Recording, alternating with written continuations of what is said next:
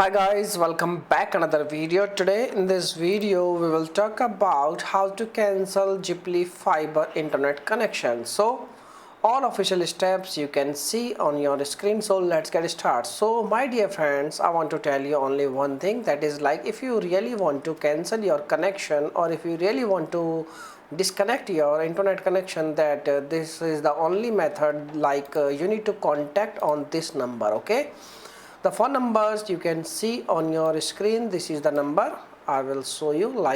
You can see now, this is the number. You need to call on this number, and you can also choose this number. And once you get connected, you need to tell them like you wish to cancel your connection, and they will ask you some information related to your account.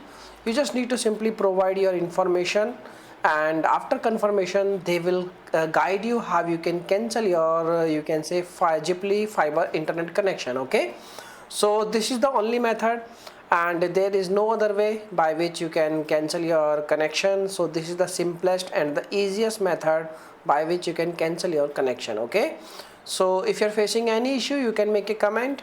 I will reply you very soon, and thanks for watching this video. So bye bye.